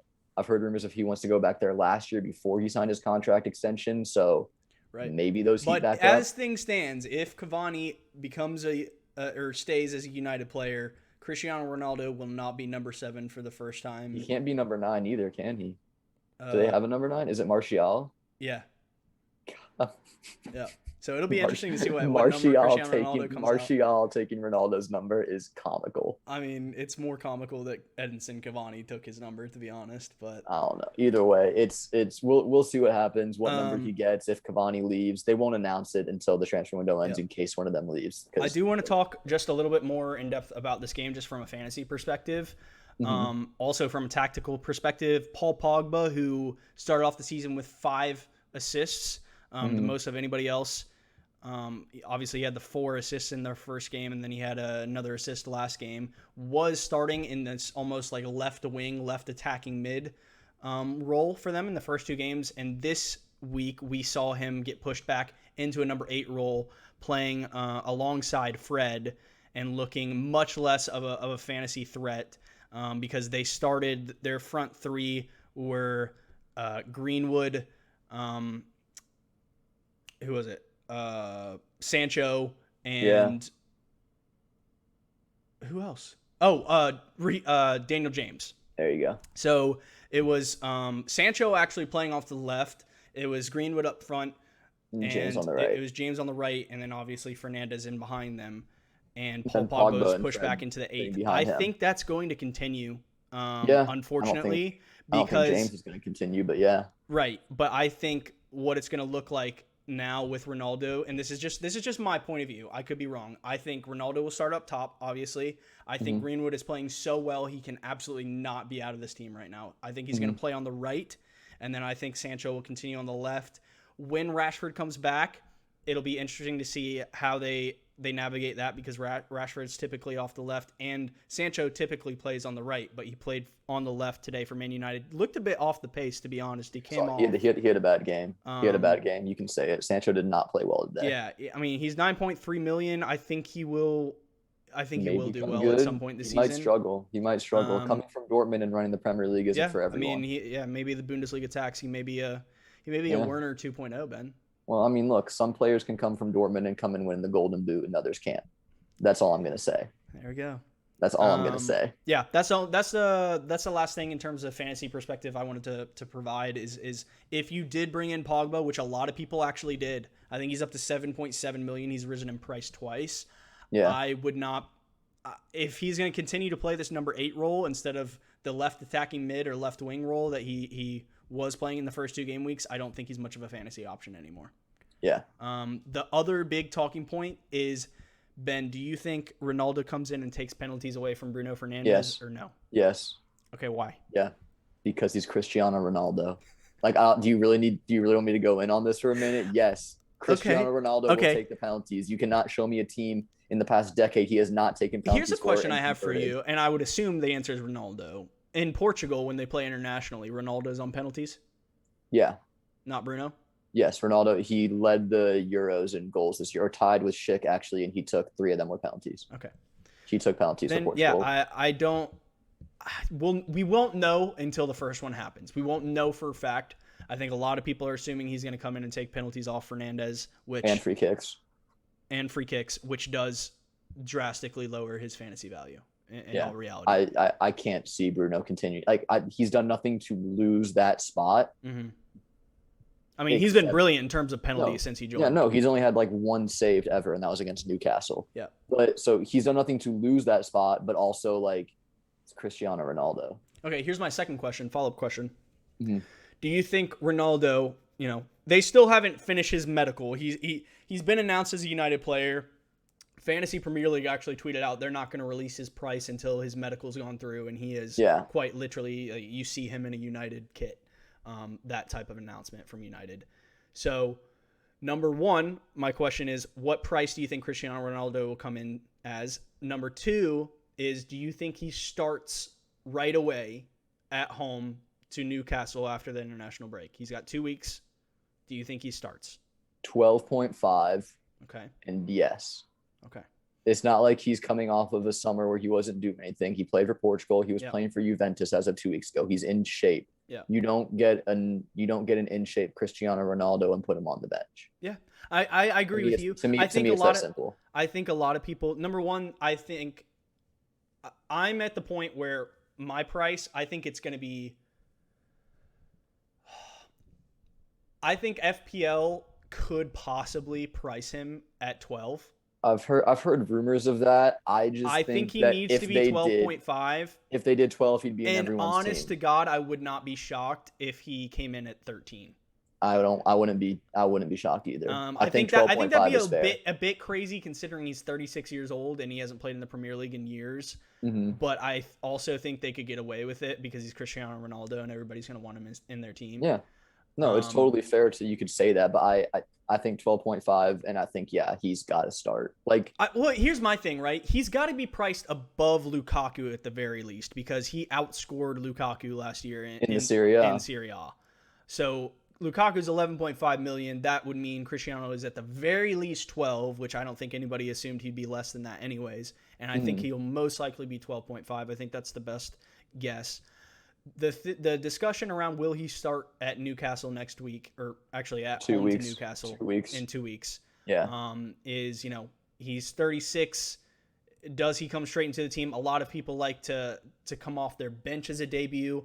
I tend to agree with you. I think he's Cristiano freaking Ronaldo. Better say a lot of people aren't Cristiano Ronaldo. Well, the thing I saw people discussing on Twitter today actually is Lionel Messi has joined PSG and he's started on the bench for them for the first 3 games. Yeah, no, he started on the bench today, but I think he's had less of a preseason. Different. He told PSG, I need a full preseason. I need time to get ready because he didn't have that full preseason. He did the Copa America. Yeah. He took a long period off and then he didn't go back to Barcelona, obviously. Yeah. So he took longer off.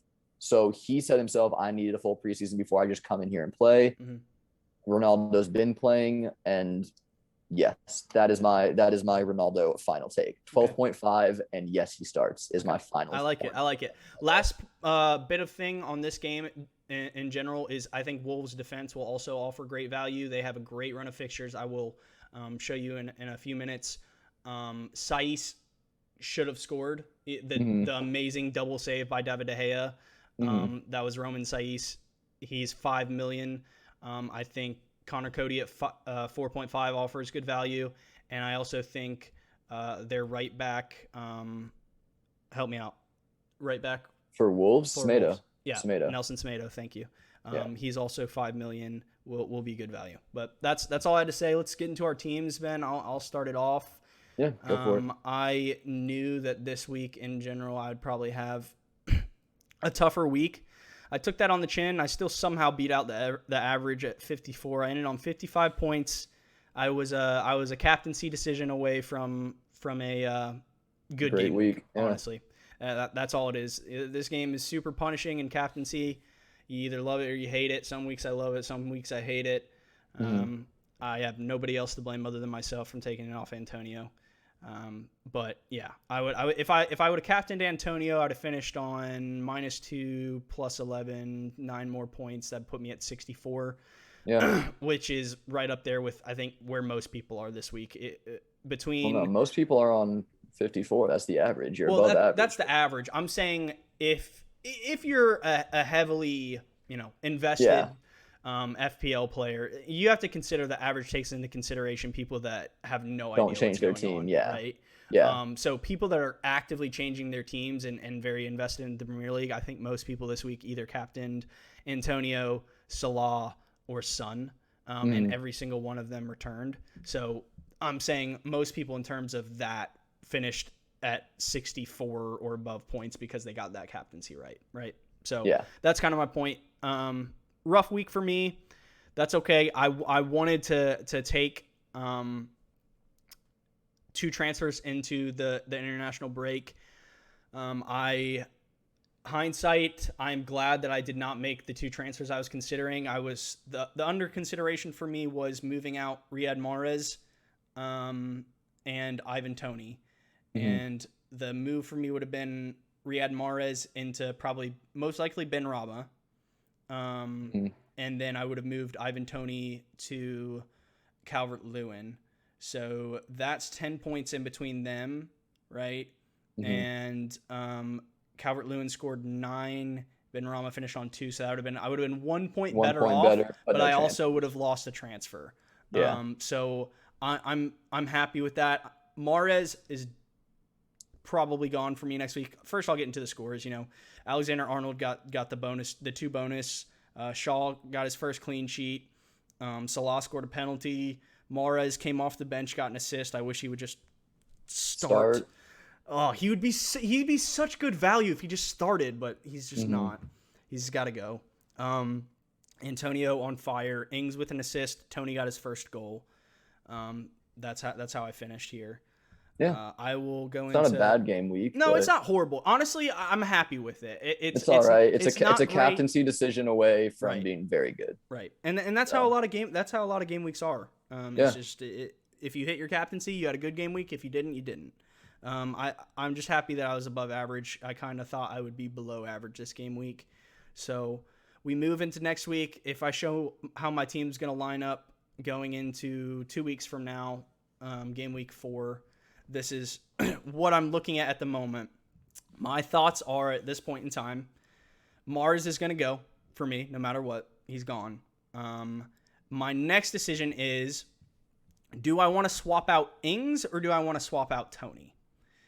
Toney has the better fixture at home to Brighton, but I also don't really want him after this game, right? So there's a bit of a consideration for me. I may take a -4 and do a mini wild card and swap out 3 players. So it may look a little something like Mahrez to a Sarr or a Jack Harrison or a Traore. And then Ings to Calvert-Lewin, and then Toney to either a Patrick Bamford or a Raul Jimenez, possibly. Or if I want to go big time bold and I want to get in Cristiano Ronaldo based off his price, I could do a Mahrez, Fernandez out, Toney out, and then or Ings out maybe. And there's a lot of options, for that. Have Ronaldo and then replace these two with two kind of mid-priced midfielders. I'd be lying if I said Ferran Torres wasn't on my mind, but I also don't know if I just want to get hurt again by Pep. You might take a break from Pep Roulette for your mental health. I might need a little bit of a recuperation after these last 2 weeks with Mahrez. Even though I think he's probably nailed for a little bit longer, but you absolutely never know. No. That's what I'm looking at. I'm going to keep Smith Rowe in at the very least for his Norwich game. I brought him in at the start of the season for this game, honestly. So I'm not going to take him out ahead of it. Hoping Ben White is back. I think he should be. He was asymptomatic for COVID. I think he just needed to give time for quarantine and stuff. So I think with, at the very least, 2 more weeks of break, I assume he'll be back in the starting lineup at home to Norwich and hoping that we get our first clean sheet of the season if we can keep the Pookie party away. But that's how we're looking, man. That's how I'm looking. I think, at the very least, two of Mahrez, Ings, and Tony will be gone going into next week. I don't know who I'm swapping out for. I got a bunch of people under consideration. Even maybe Fernandez will be gone if I really want to bring in Ronaldo. We'll see. But the rest will be as is. So that's how I'm looking. I'm going to pull up mine. Also, I might need to grab a computer charger here in a minute, but I should be good. Yeah, if you have to. So I finished on 68 points this week. Good game week for myself. Very happy. I started Livramento in defense. He was so close to getting an assist, man. Hey, better pick Tierney this week, buddy. Yeah, no, I know. He's right there with 0. Max Aaron's with a cheeky 2 bonus points. I know, he got 2 bonus points. I was happy for him. I know he's like one of the only good players on Norwich, so I don't think he's a terrible hold. But like I said, I plan on wild carding this week. Okay. So you're bringing out the wild card for sure over international break? Pretty sure I'm bringing out the wild card. Okay. I'll say that now. Maybe I won't, but I'm pretty sure I am. The one thing I will say to you is, and a lot of people don't know this, so fantasy, when it comes to wild carding, it does not take in consideration price drops and falls once you hit the wild card button. Okay. So if you have players that you think are going to rise in price over these next 2 weeks, do not hit that wild card button until maybe a day or 2 before. Like, you can go in, take screenshots of a team that you want so you have it, right?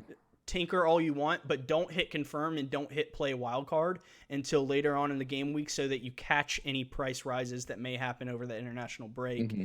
If for whatever reason you have players that you think are definitely going to fall in price over international break, maybe you do want to go ahead and press the button so it doesn't take into effect.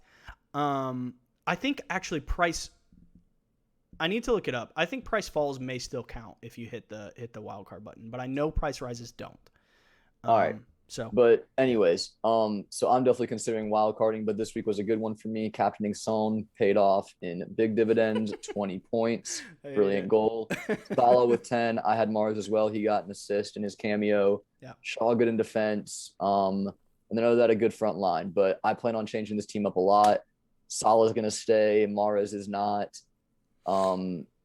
Wilson's amazing. So let me ask you this question, right? You said you're gonna hit the wild card button. Yes. Of your entire team, including your bench, how many of these players do you want to still be in your team going into game week 4, and how many of them do you want out? I think that I want to keep Bamford. I want to keep Salah. Okay. I want to keep Smith Rowe maybe for 1 more week. Okay. I want to keep Shaw, and that's about it. Keep Livramento probably?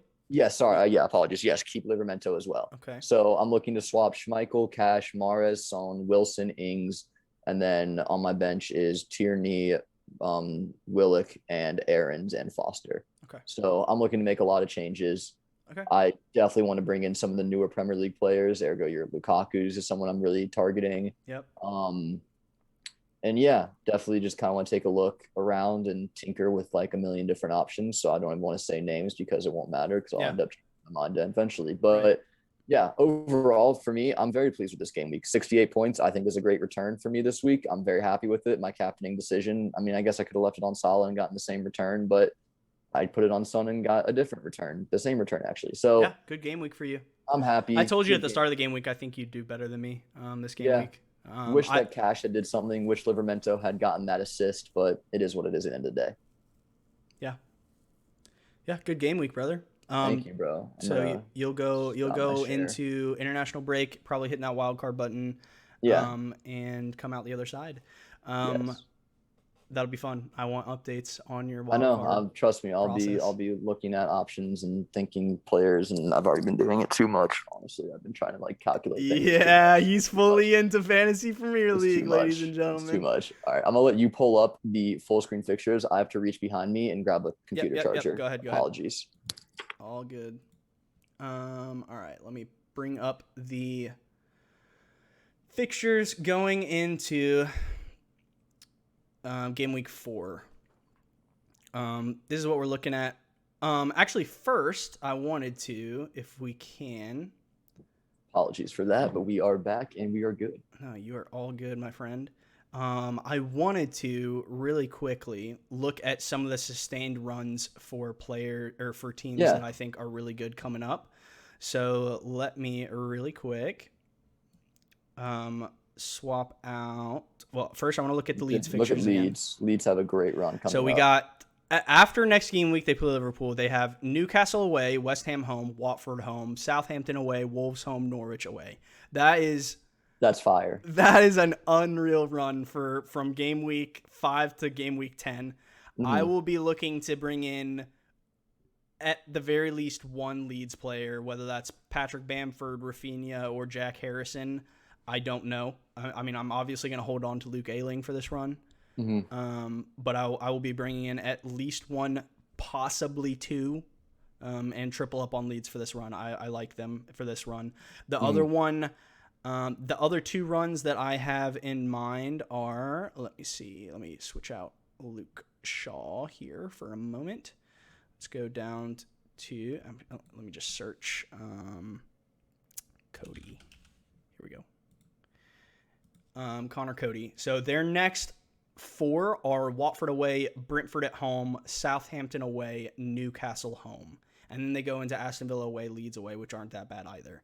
But their next 4 in specific look really good. That's why Ismail Assar is currently on my watch list. Do you mean Traore, boss?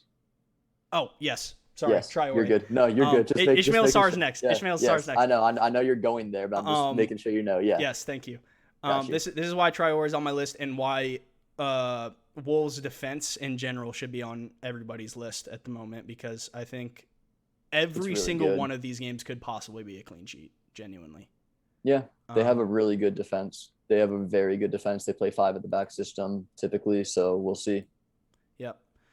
Sweet. And then go look up your boy Sarr. And let's take out Emile Smith-Rowe real quick. Mm-hmm. And let's type in Sarr. All right. So their next 4 are Wolves at home, Norwich away, Newcastle home, Leeds away, which are all good, in my opinion, bar maybe Wolves, but at the very least they're playing at home. I think those are all good attacking fixtures for Watford. If they're going to score goals this season, they should score goals in these next 4 fixtures, right? Yeah, Norwich have been leaking goals, Newcastle have been leaking goals. Leeds have not looked defensively great. As good as they should have. Right. Wolves is going to be the toughest one of those 4, in my opinion. But even if you just bring them in for a little stopgap, it's not a bad shout. Right. And my current plan at the moment is to wild card after game week 6 going into game week 7. I don't know if I'll hold it. Who knows? Mm-hmm. We could come back to next episode and I'll be like, guys, I hit my wild card. Yeah. No, literally. I could say I didn't. We don't know yet. We don't know. But my current plan is to try and hold on to the wild card a little bit longer. Yeah. Those are the 3 that I would say. Well, actually, the last one is our boys, actually. Yeah, we have a good run. Norwich, Burnley, Spurs, Brighton, Specifically, Palace. Ben, our home fixtures for the next, all the way up until game 16, or game week 16, our home fixtures are incredible. Other than Tottenham, are really good. Norwich at home. Win a lot. Crystal Palace at home, Aston Villa at home, Watford at home, Newcastle at home, and Southampton at home. I know, and imagine how good we're going to be when we bring in the new manager too. That's going to be insane. God, I think it was if it was gonna happen, it would have happened already, right? from what I've heard from journalists, is he's now under serious, immense pressure, and if he doesn't turn this around very fast, he will be looking Right, for but a he's new at the job. very least going to get Norwich, right? He's getting Norwich. He's not. He said it was Charles Watts on Twitter, apparently, or it's live off his Twitch, and he said that he would be surprised if they fired him over international break, Mm-hmm. but he knows that he has no time now. It's results or bust. Right. Okay.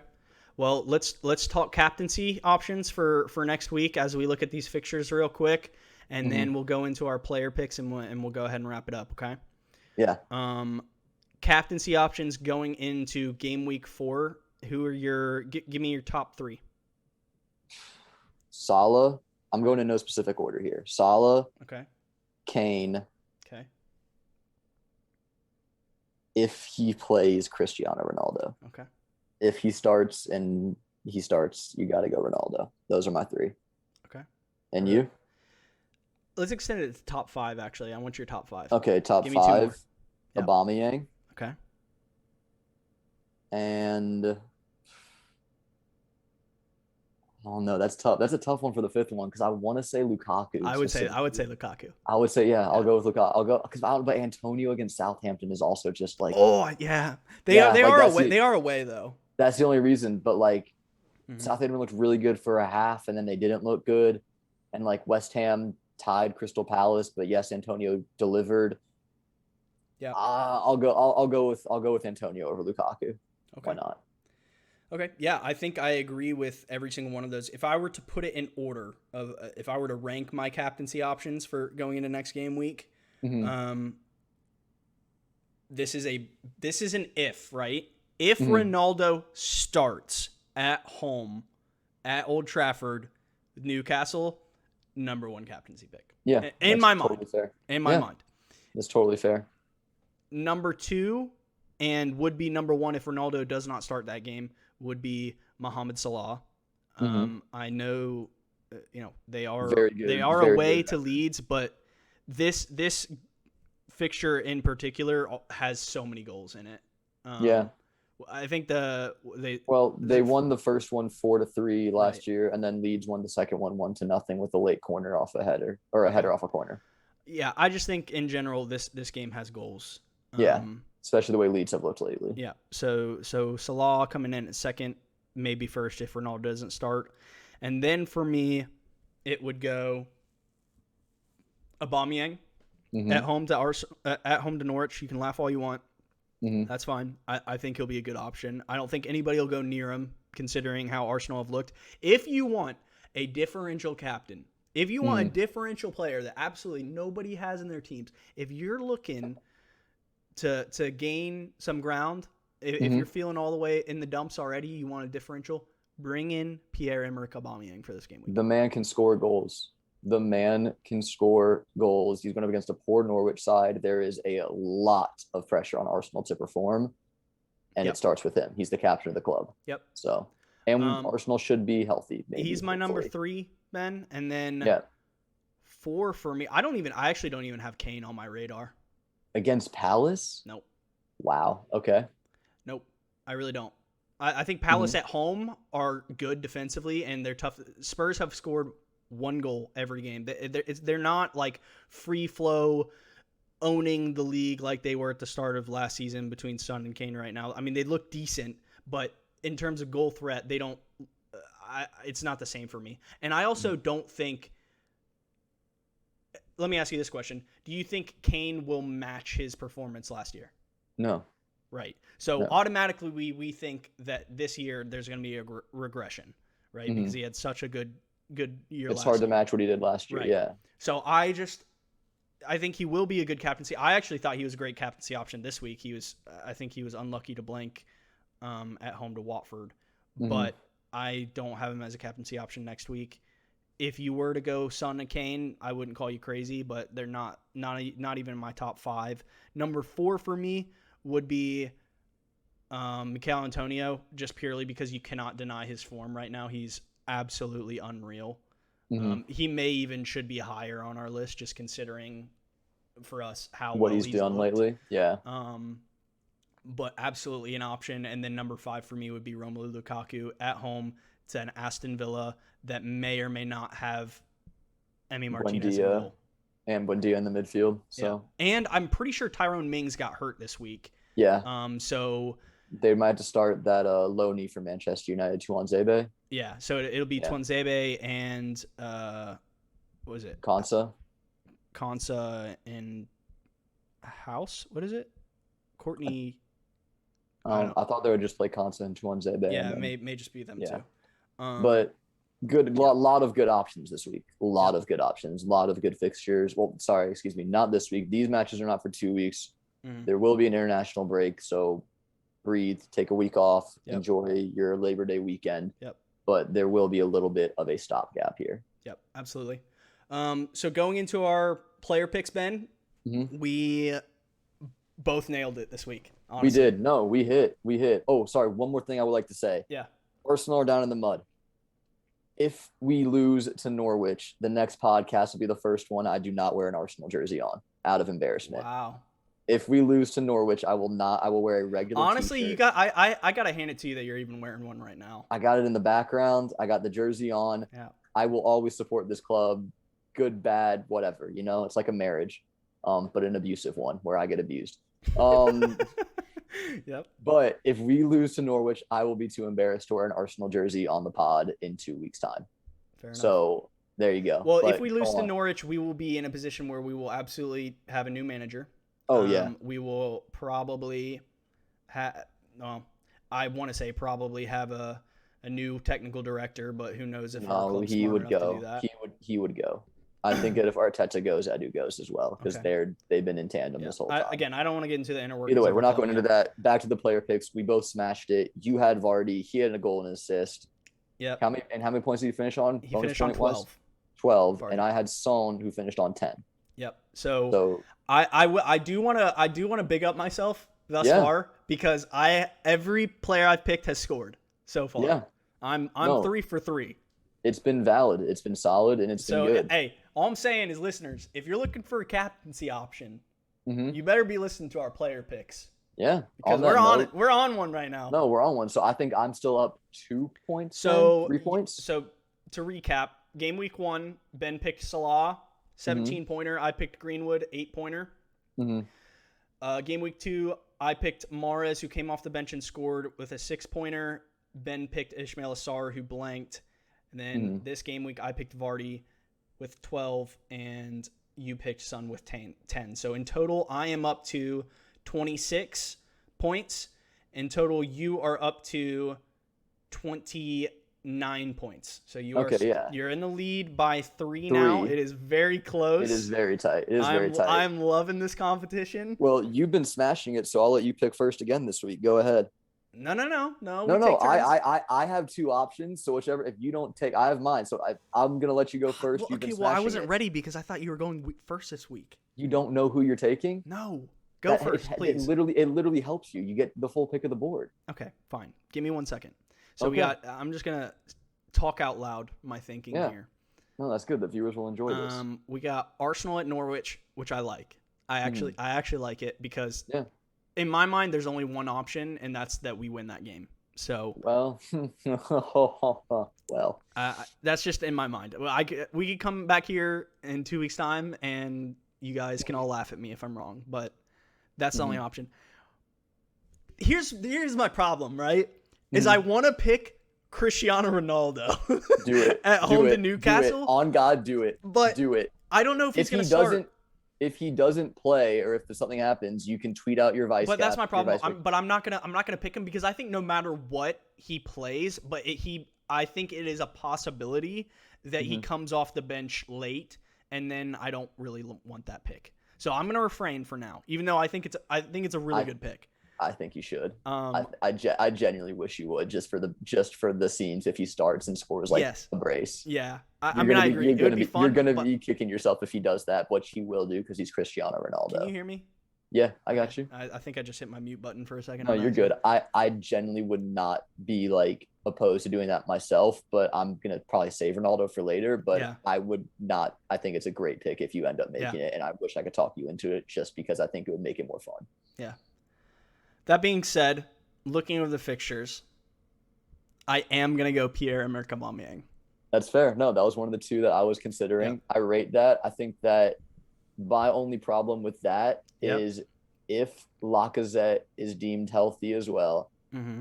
and Arteta wants to start both of them, Mm-hmm. Alba is going up against Norwich's best defender in Max Aarons. I'm not worried about that. But Yeah, but fair. or also just if he blanks and has another bad week and Lord knows what could happen. Yeah. I don't know. I mean, it's possible. But if we're going to score, right, if we're going to win this game and if we're going to score, I would be very shocked if Aubameyang is not on the score sheet. So I'm going to say Aubameyang. That's fair. That's one of the guys I was looking at. I'm going to go a little bit later in the day. Okay. I'm going to be like you and pick from the team that hasn't scored a goal this season and take Adama Traore from Wolves. Boy! I think he's going to run Watford riot. I think he is going that pick. Cause them. Ben, I love that pick. Thank you for picking that. So many problems. I actually hope you beat me next week. I was between Alba and Traore, and I kind of wanted to talk myself out of Alba because we've just looked like can't even create a chance in 3 weeks. Yeah. And Fair. so, don't get me wrong, I looked at it too, and I'm like, oh, we'll have White healthy, we'll have Partey healthy, we'll have our full complement of attacker. Hopefully Pepe gets healthy again. But, we haven't looked like we've even had a shot on absolutely. goal. It's definitely not a pick based off of risk. form. I'm taking Traore because I think he's been one of the most bar-finishing, in-form players in the league. Mm-hmm. I think that he is going to run that slow defense at Watford absolutely riot. Yep. It's a matter of time before there's no pace in that Watford defense. Yeah. There is none. They were getting skinned today by Lucas Moura, and Traore could run circles around that guy. Yeah.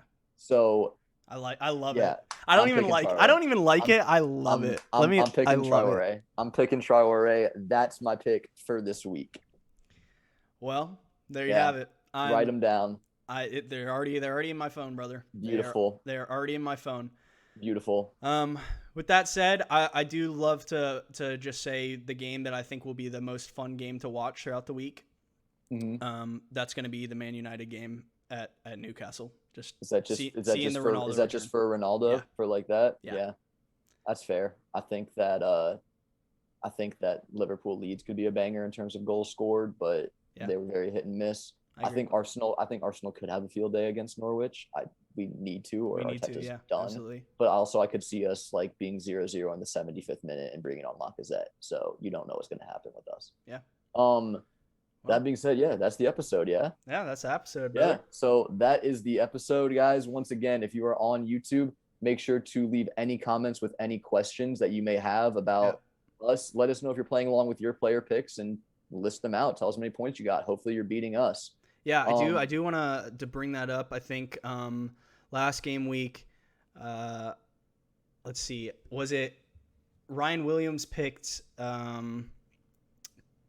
Christian Pulisic, who doesn't even start, I think. Yeah, I respect the American bias, though. Well, he's not even a Chelsea fan. Yeah, it's just an American bias. I like it. Let me see really quick. Jake Hagan picked Stuart Dallas, who didn't do anything. So yeah, no. Yeah. But guys, if you want to shout out on the pod, please comment your player pick for next game week. Please send us questions, guys, on Twitter. Please interact with us on Twitter at Borderline FPL.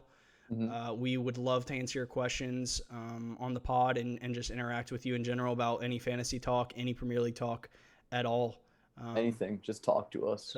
Talk to us. Also, one more thing, I want to give a quick shout out. We have a new layout on our Twitter. We do. With the profile pictures. Shout out my friend Patricia. She did an outstanding job on all the designs. If anyone needs graphic design, let me know.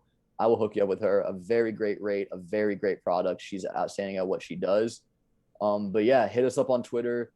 Smash that like button. Like I said earlier, 12.6 million likes on this video. Dude, break the Ronaldo record, please. Can't let Ronaldo get away with it. Guys, if you smash that like button, we'll have an entire episode. If you think Messi is better than Ronaldo, smash that like button right now, because we cannot let that Portuguese man get away with it, all right? We can't let him get away with it. Like it for Messi. Like for Messi, comment for Ronaldo, but come back next week. We'll be back come back in 2 weeks. We'll take a week off for international break like the Premier League.